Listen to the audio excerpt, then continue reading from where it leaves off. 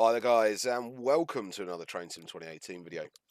Today we're on the North Wales coastal route that came out with Train Sim 2018. I think it's now available as a standalone DLC, even though they said they wouldn't. This is a scenario by Ash Lightfoot, who's a guy that's working on the XC route. Well, not the XC route.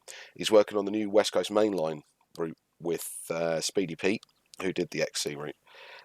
He's a phenomenal modeler, phenomenal geezer. He sent me over this scenario 2 weeks ago for the stream, and these are now released. I'll make sure the link is in the description below for you. It's a pack of about 4 scenarios, I think, for North Wales Coastal, which is nice because there doesn't seem to be that many around, and it does kind of... The route itself, for me, while it's pretty, just isn't one that I tend to drive very often. So when he sent me over this and it was in the 175, I thought, actually, do you know what? I'm ready to do this. I've swapped it out for the Armstrong Powerhouse Enhanced 175 because the AP Enhanced version doesn't work with the North Wales Coastal 175 that comes with the North Wales Coastal. You know what I mean. You get it.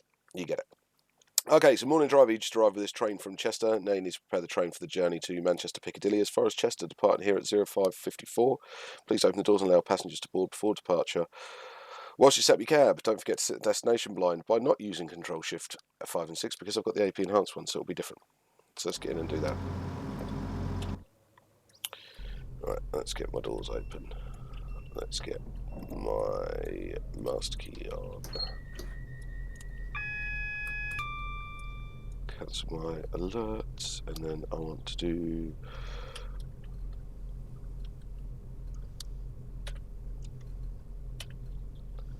And then it is Manchester Piccadilly, which is...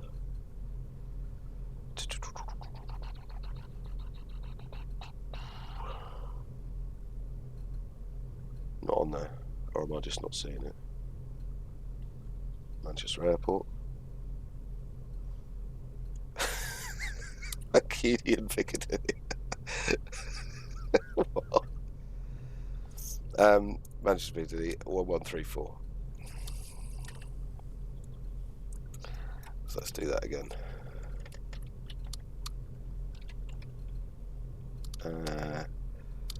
1134.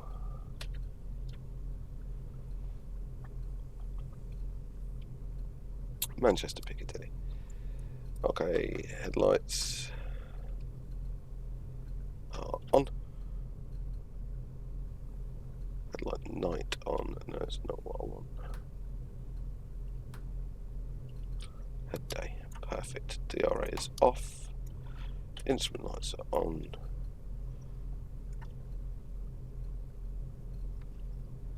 And we're about ready to go. Excellent. Okay. 54, I think we departed. I always forget about the 175 EP. It was one of the first. I think it wasn't the first, but it was one of the first Armstrong Powerhouse enhancement packs, and it does make the 175 drivable, which is quite nice. The 175 was always a bit meh when DTG released it, wasn't it? But with the AP enhancement pack, it does sort of lift it up a little bit for us. Can't moan about. The 175s themselves, like any Corradi unit that came out about this time, didn't have a good start in life, did they? Weren't the most reliable things in the world, like anything Alstom made at the time. I think the only thing that really went through without too much of a hitch was the 390s. They did have their own software hiccups, but nothing too major as far as I'm aware. If there was anything that I'm missing on the 390s, do let me know in the comments below. Will be appreciated. The more knowledge I have for anything that you guys have to share with me, I am more than happy to take on board. I'm not somebody who knows everything at all. I'm not an expert in any of it at all.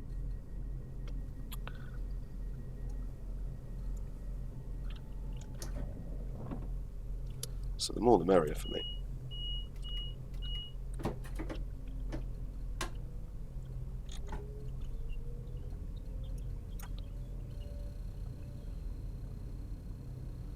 And the sounds are quiet in this, as per real life.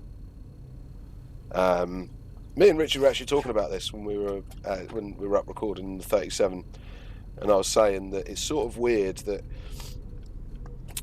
there comes a point where you have to sort of add sounds to the cabs, trains for people to really like them, because what tends to happen is people go, oh, it's too quiet, oh, it's too quiet. But actually, in real life, train drivers' cabs are meant to be quiet. They're designed that way, especially on modern stock. They have extra soundproofing and vibration dampening and all that things to make it nicer for drivers. But I mean, the exterior sounds are beautiful.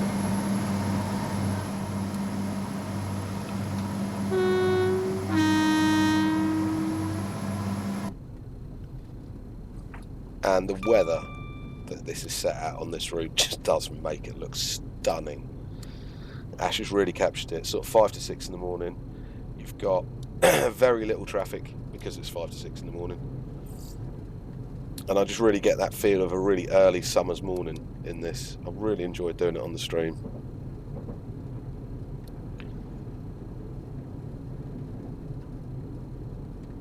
And with it being one of DTG's, in my eyes, well, let's just say it's the most modern route DTG have done for Train Sim 2018 that I can think of off the top of my head.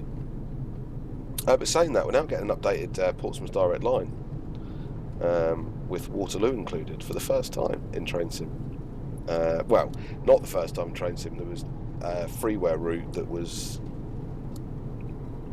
questionable, should we say, but it'll be the first time it's been included properly. I'm quite excited about that. Run some 442s out of there, yes. And even when Atlantic High Speed's 373 comes out, even having that sitting there would be nice. I know you can drive it the route it would go, but it would be nice.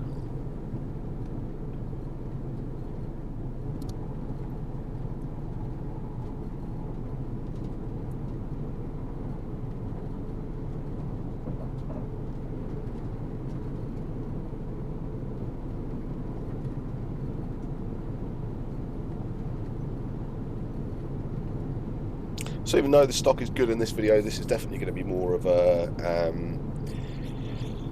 enjoy the scenery type video than a look at the stock video.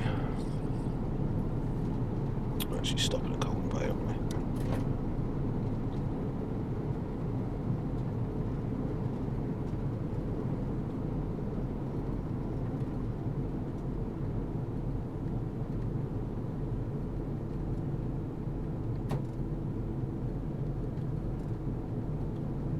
I've also been fiddling around my game settings. If you guys notice anything different or untoward, do let me know.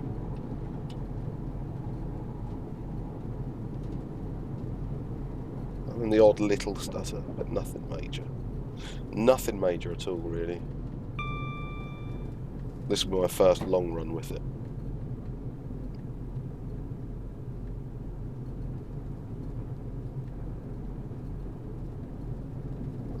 I'll go back to the old school and pop my frame rates up for you.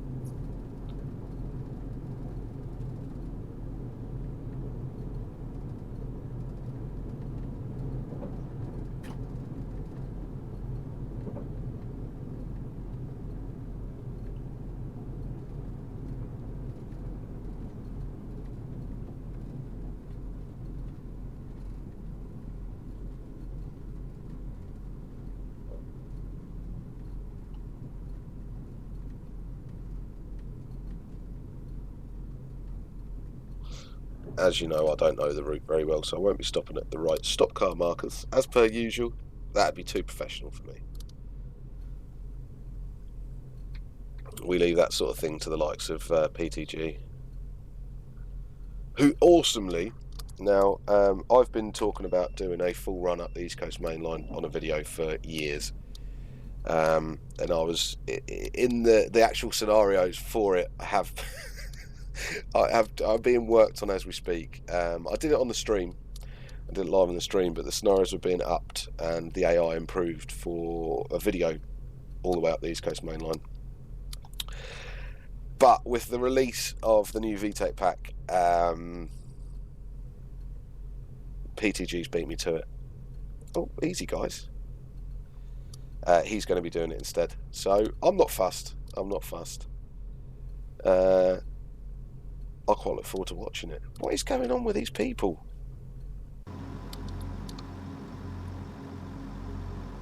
Whoa! That might be why. Cool, I like that. Train Sim World, eat your heart out.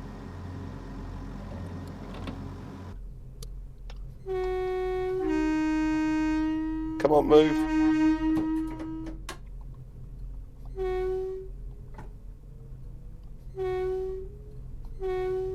Come on.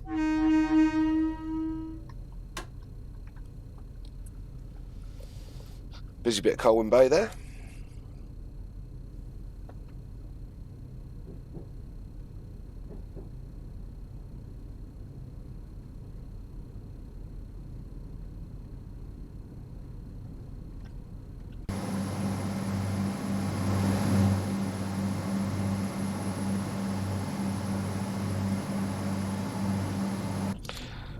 So yeah, Pete's going to do it all the way up, which I'm really pleased. Looking forward to watching as well.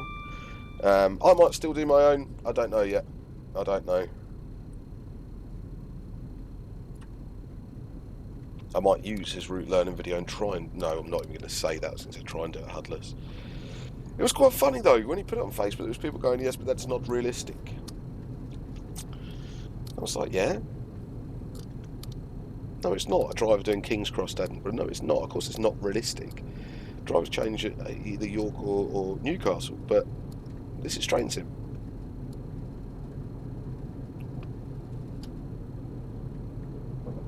Now, we've all been moaning for ages that we can't drive a full route, you know what I mean? I mean, I think London to Brighton, there's a few others that you can do that are the full route. But doing like the East Coast Main Line in one go is a beautiful idea. Beautiful idea. But then we've got it, and we're able to do it, and people are ready to do it, and people are going, yeah, but don't do it, it's not realistic. Come on!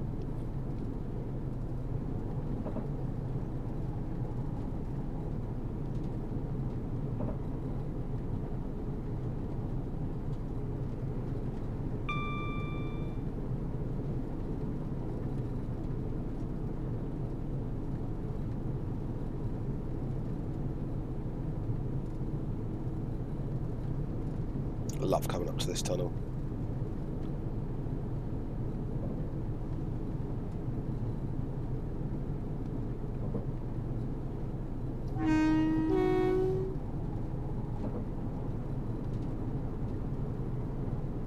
Shouldn't be doing my horn actually, I'm a bit early.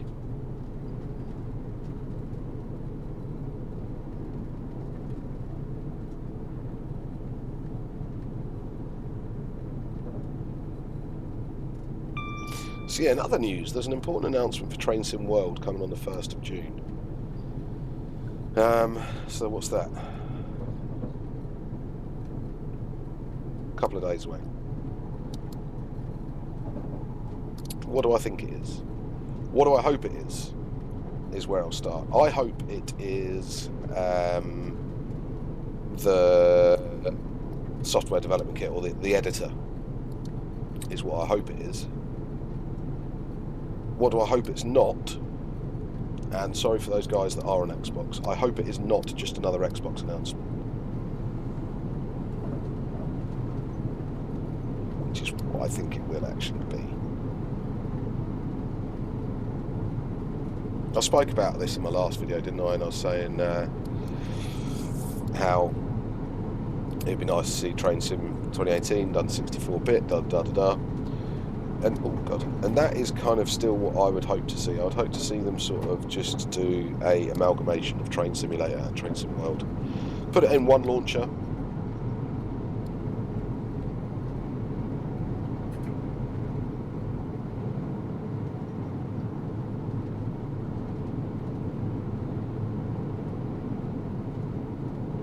And then you could sort of decide whether you wanted to do some Train Sim World or 2018.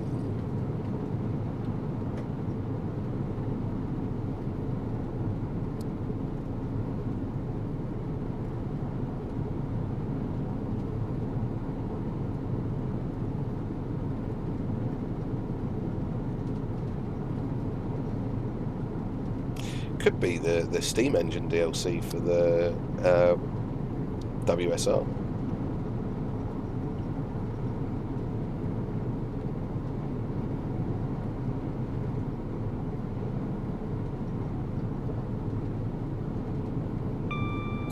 We're just not going to know until it happens. But I mean, what you've got to remember is they said we're not doing anything with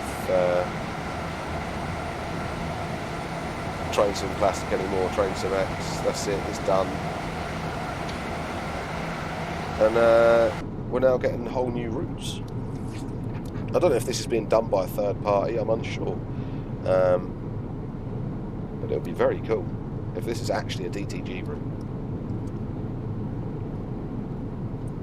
Will that mean that Train Sim X or Train Sim Classic is dead? No. No, it's far from dead. We know that. It's far from dead in the third party's eyes. And also far from dead in DTG's eyes at the moment. So I'm hoping for something interesting in that respect.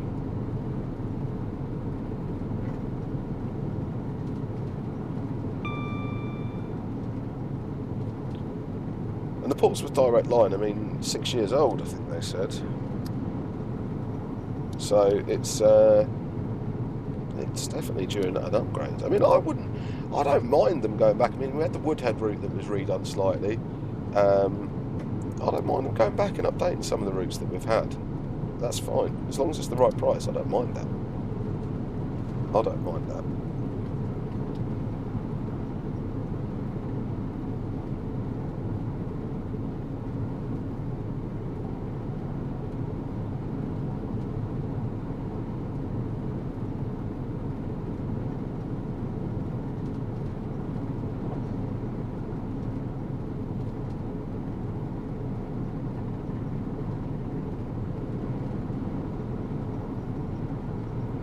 Also, this is another one of those lines that I've got to get up and do.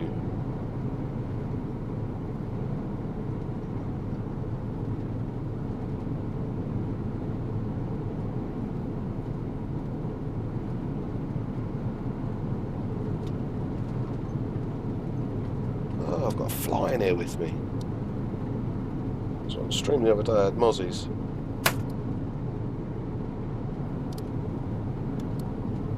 Never catch them. Things, do you?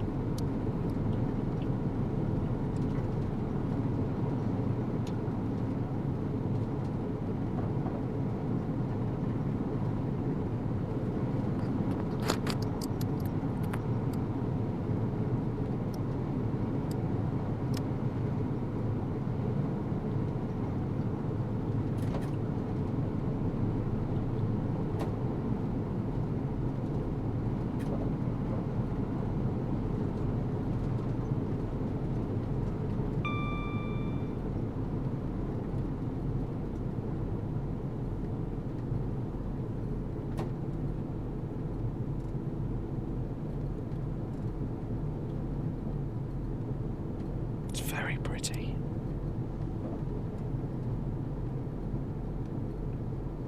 Sounds daft, right? But it's the water that I think is causing these little stutters.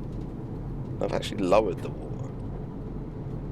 It's just going to be another one of those train sim quirks that you have to actually have the water up high.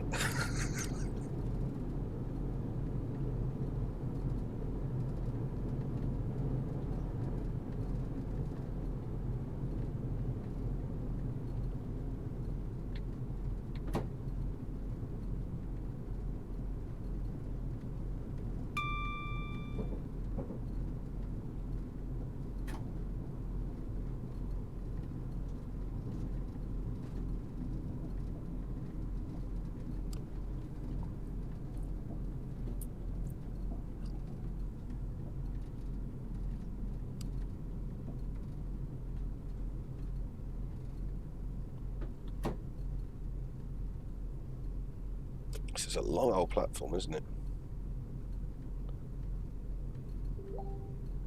Rittle's another place I've never been.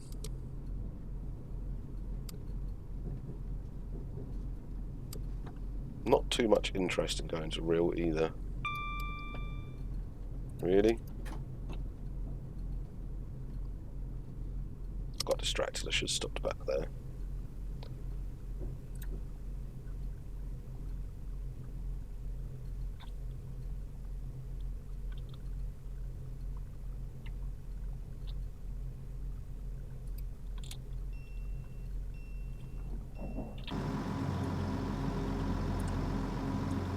Looks like most people got off at the last stop.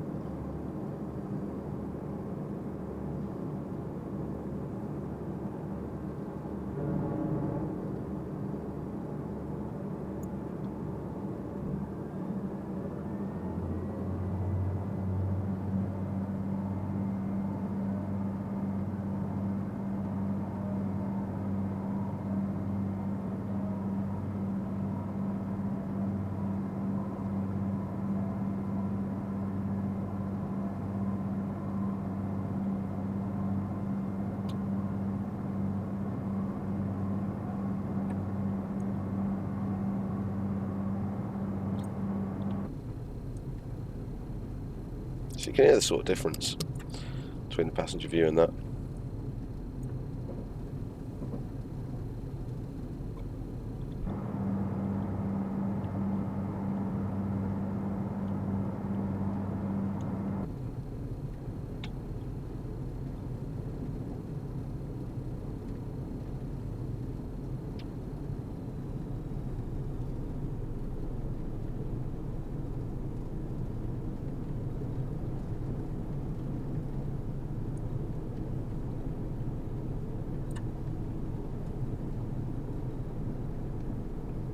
Just really does look pretty.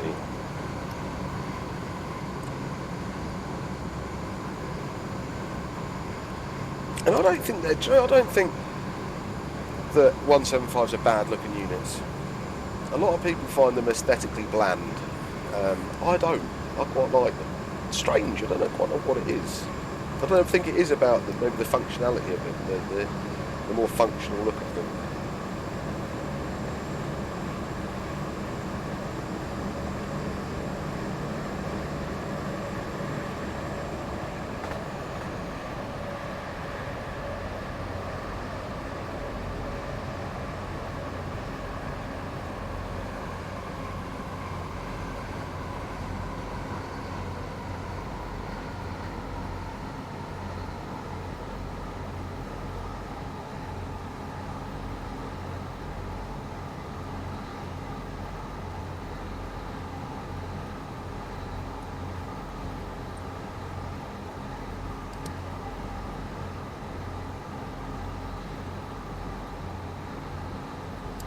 That fly keeps landing on my arm. I'm going to get it.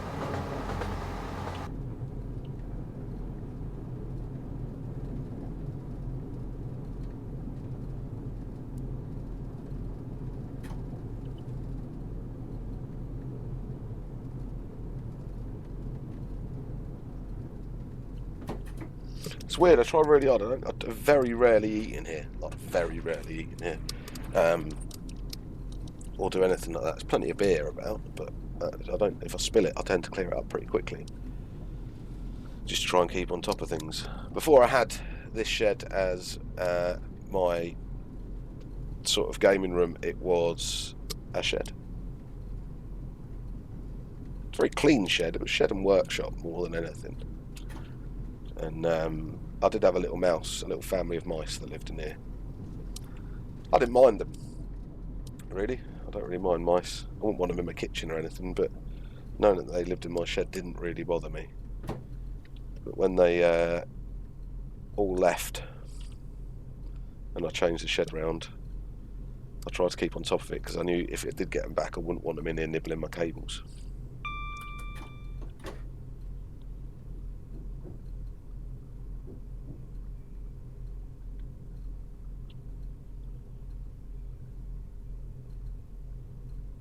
So I thought the flies wouldn't necessarily stay here either, but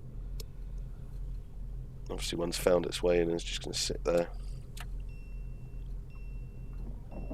So sort of press that in. So we have Flint, Shot, and Chester. What are we from Chester? 26 miles.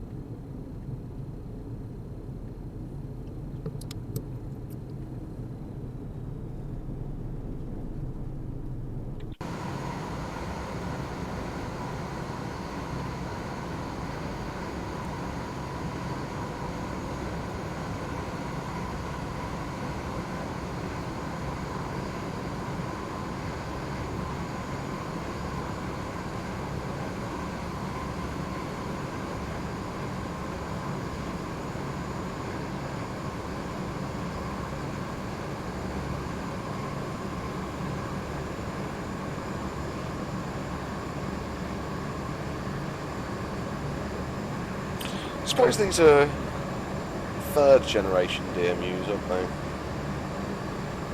175s.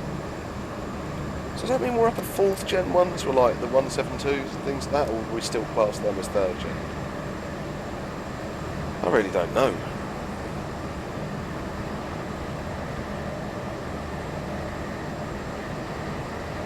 Or like the new CAF units, are they going to be? I suppose buy modes really are going to be like the fourth gen, aren't they? But they'll be first gen buy mode.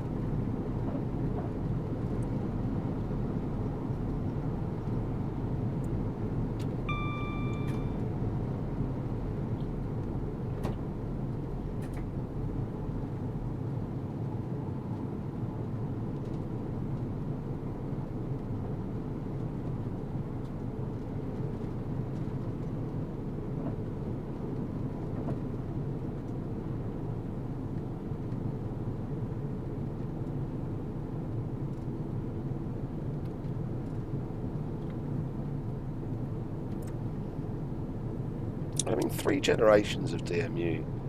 If you actually think about it, considering most DMUs were built to last 30 years, and most of them last way more than that.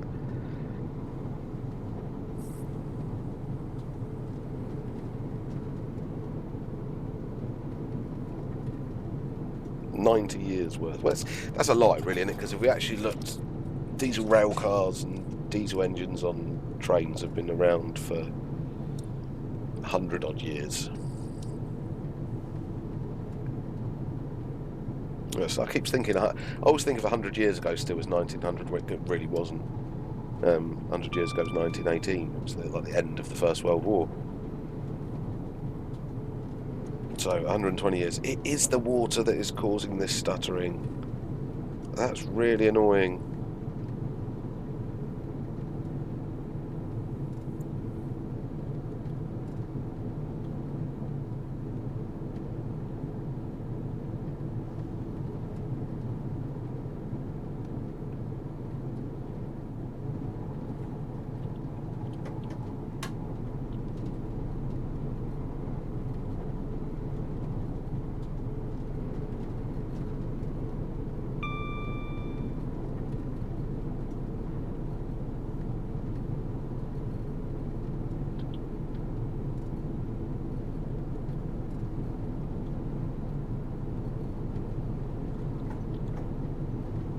It's a pretty signal box, isn't it?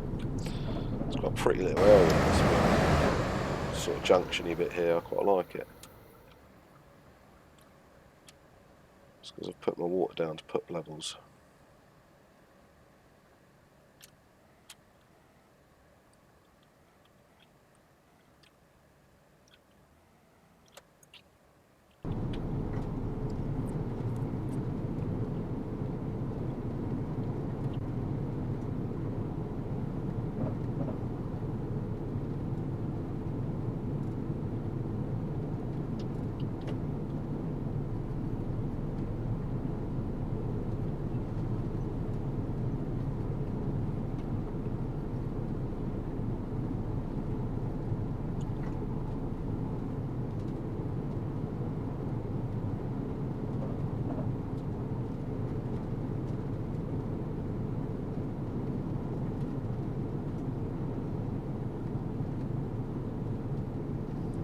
Boston Fun ship over there, which was a British Rail ship. It was owned by British Rail. Was it Duke of Lancaster?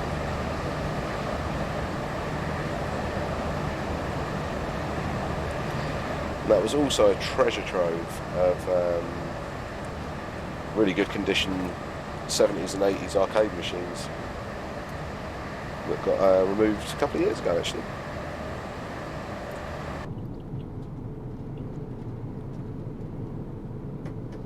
I love this little 90 stretch because you just got to slow down right at the end of it anyway.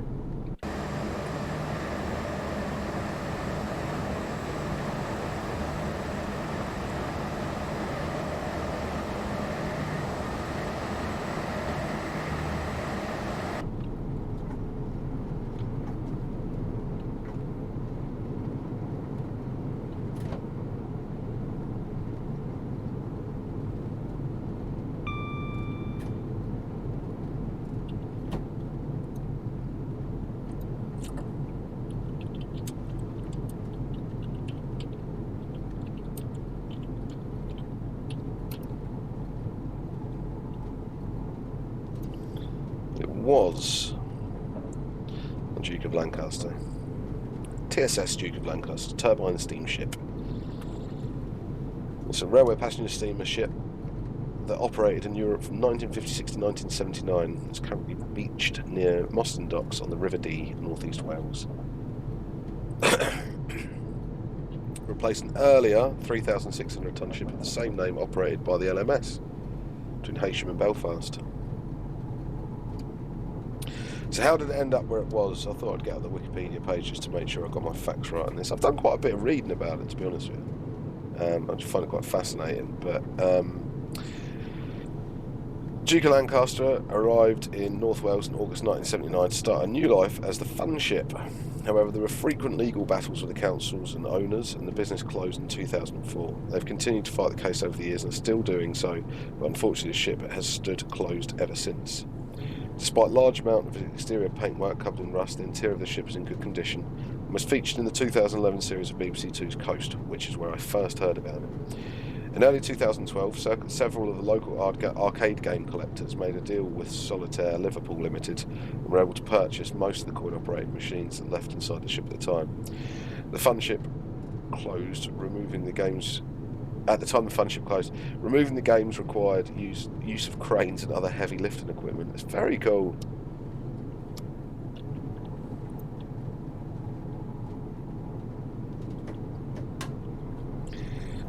So the plan was to transform the ship into the largest open-air art gallery in the UK. As of August 2012, the Latvian graffiti artist Kiwi was commissioned to spray paint a design on the ship. The ship was covered with graffiti described as bright and surreal. The phase of the project saw Kiwi and other European graffiti artists paint murals on the ship between August and November 2012. The second phase, starting at the end of March 2013, included the work of British-based artists such as Snub23, Space Hop, Dan Kitchener and Dale Grimshaw. One of the artworks pictured in the ship's first is a picture of the ship's first captain, John Jack Irwin. However, in 2017, both sides of the ship were painted black. Oh, I didn't know that. I quite like the graffiti on the side of it. It looks quite cool. And I don't mean it suited having graffiti on the side of it. I was saying, considering how run down it looked anyway, the graffiti sort of added an element of sort of deprivation and that sort of whole abandoned thing that I find really cool. I mean, people take it real far, but I find the sort of whole run-down look of things quite nice at times. Not that I like to see anything rot, especially engineering, but it happens.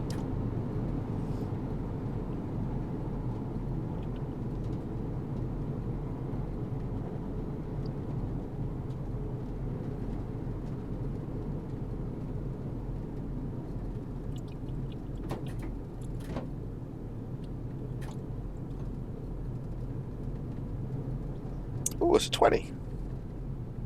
Do I remember seeing that when I streamed it? I don't. Oh no, I do. 20 on flasks, yeah.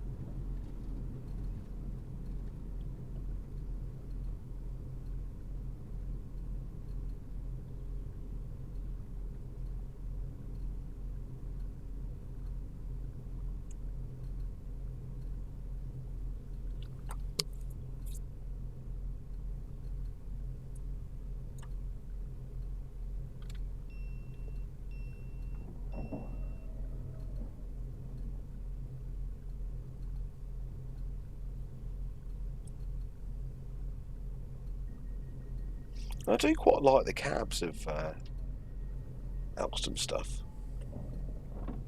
Sort of plain, functional.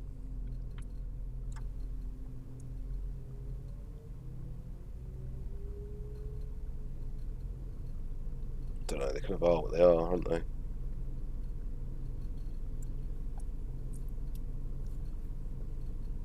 I mean, don't get me wrong, even with the APEP, this could do with retexture in the cab.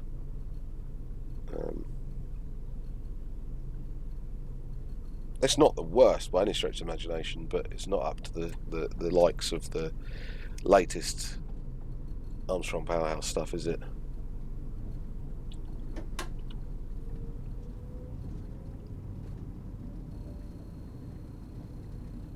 Time we due into Chester.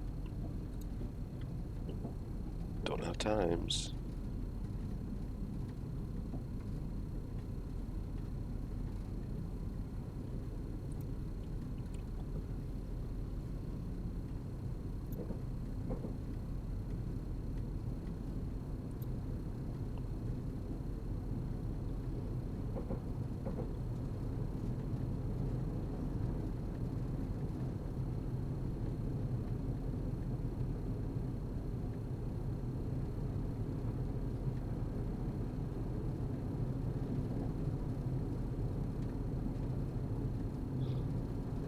So it's actually a news article.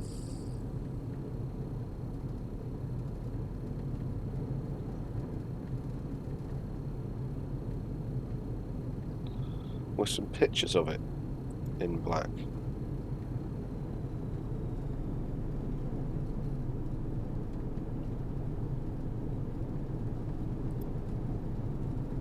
Do you know, if there's one kind of website I hate, it is local newspaper websites.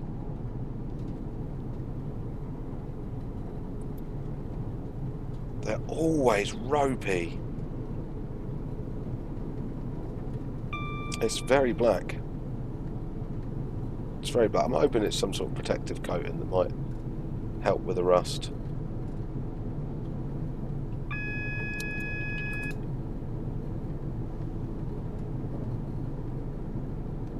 So I'm not moaning.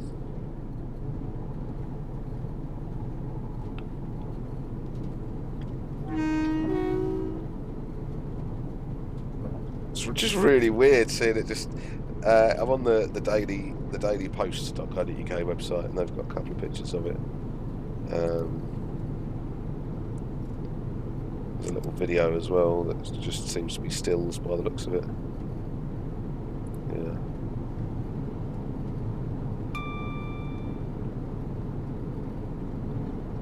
It's just stills.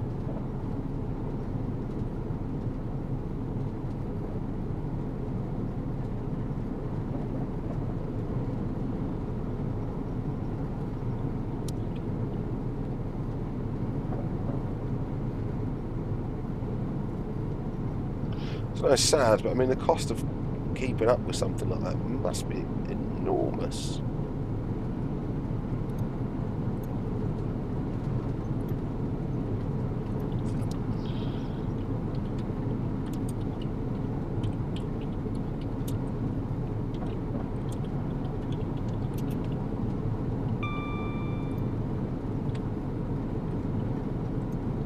Oh god, way too fast.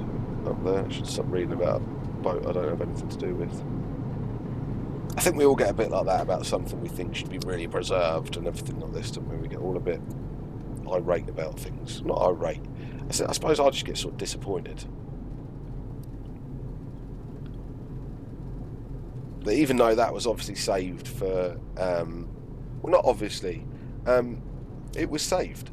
How many other steamships of that era are there still kicking about nowadays? Very few.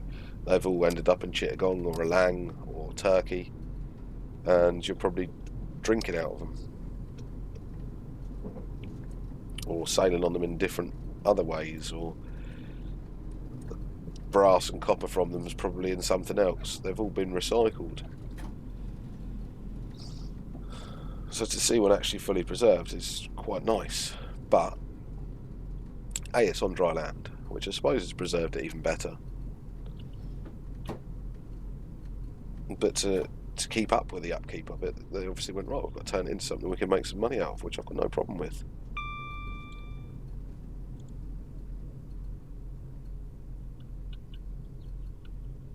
I mean, if you think about the Queen Mary, it's in dire state. I mean, it's had a bit of work done to it now, but it was not in a good way. And we weren't talking like little cracks or little holes. We were talking big holes and big cracks. I'm not even in the platform here yet. And now, of course, the QE2 has actually opened as a hotel in Dubai, which I think it was meant to a million years ago. Is it Dubai it's in? I can never remember.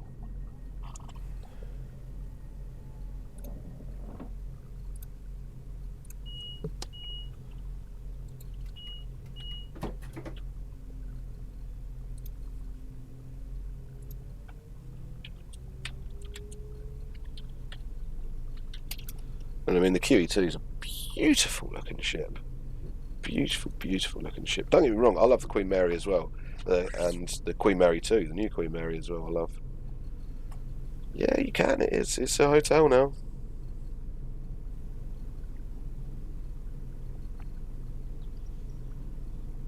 It's at Dubai's Amina Rashid. Excellent.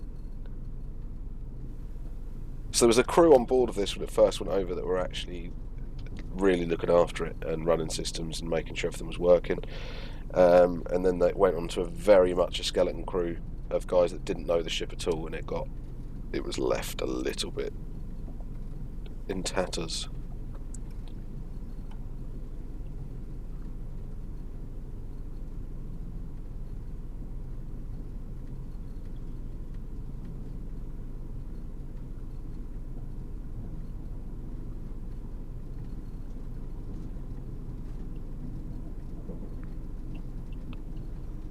The website's a bit ropey, but it's new. Just wanted some pictures. Gallery will do, won't it?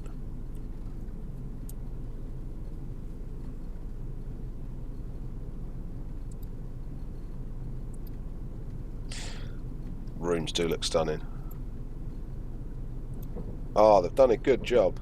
Go and have a look at that, guys. If you're into ships, a bit like I am as well, go and have a look. They've done a good job. From what I can see on here, of course. It was looking very run down a little while ago.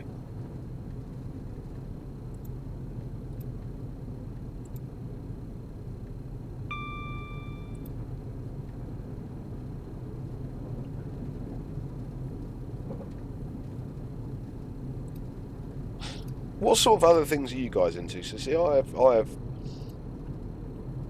trains, planes, and ship, boats. They tend to be my main ones. But anything with an engine that isn't a motorbike tends to be me. Don't really find motorbikes that exciting at all.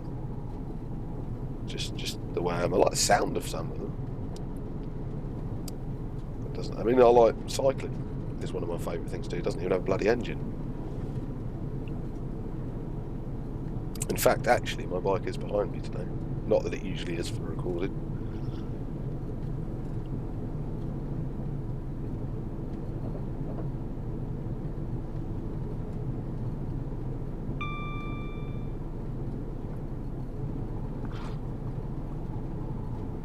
But I think with all train fans, there's always a little something else they're into, isn't there?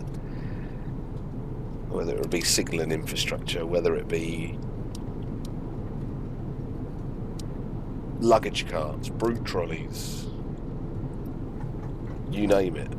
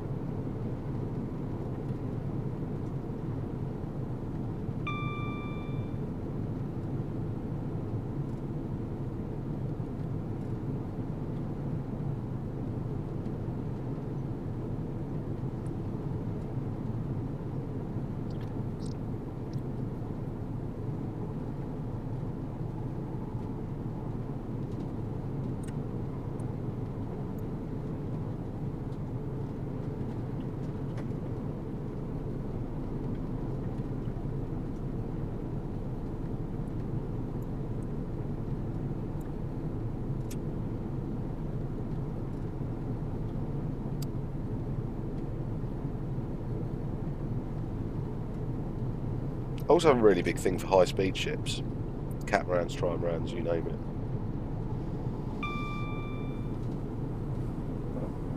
Anything from Incat, any of those sort of manufacturers. The Sten HSSs, they were beautiful things. I like a bit of 90s, you know what I mean? And they sort of epitomise 90s ship design.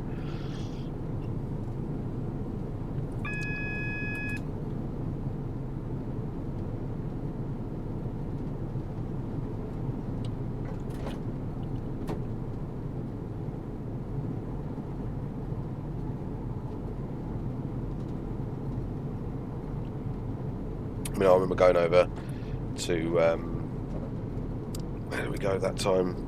First time was Belfast on a Seacat. And, I think it was Seacat Scotland, that one. I remember thinking it was the most modern looking thing in the world.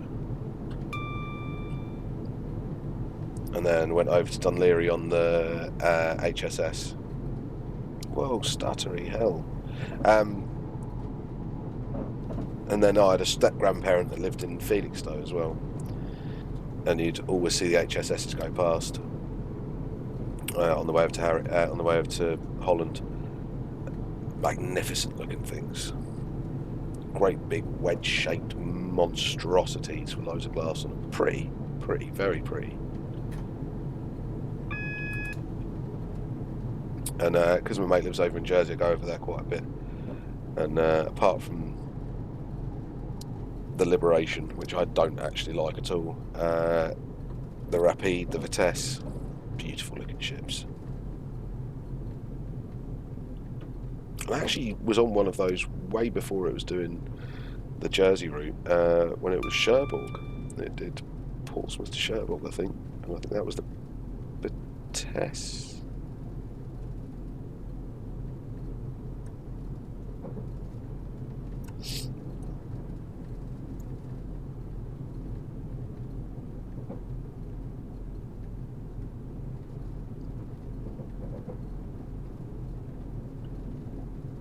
And I love a lot of the big Baltic cruise ferries. Really like those. The Europa, Mariella. Even the Estonia before that sunk.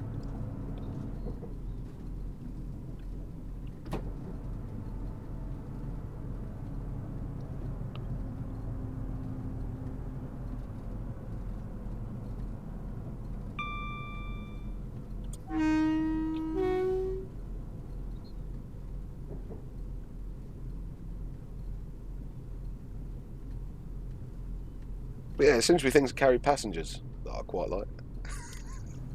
It's not true, I like diggers and trucks and things like that as well.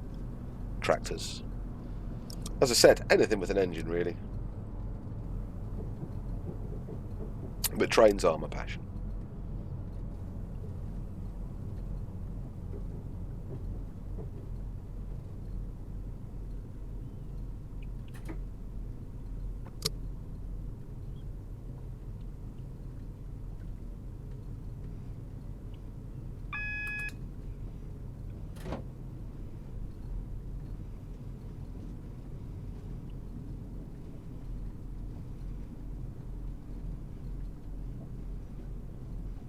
One 175s, 158,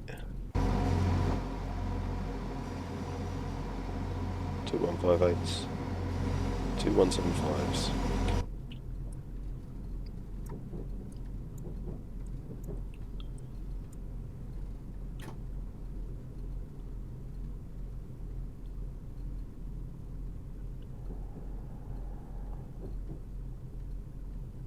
And a Voyager.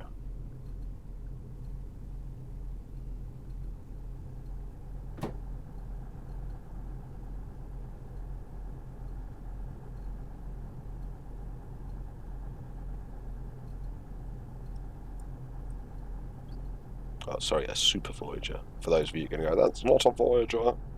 It's a 221.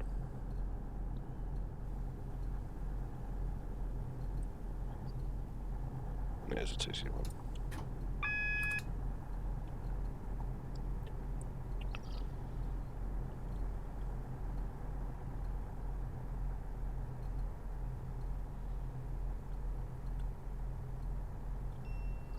Alright then guys, that was a lovely little journey. As I said, the link for the scenario will be in the description below. Please feel free to like, share and subscribe if you haven't already, and again head on over to the Facebook page if you need any tech support or just want to have a little chat about trains. It's a good laugh, every day is a good crack. Well done driver, you can go and enjoy your break for a few hours before your next trip. Another driver will now take this train to Manchester. So once again guys, thanks ever so much, and I'll catch you next time.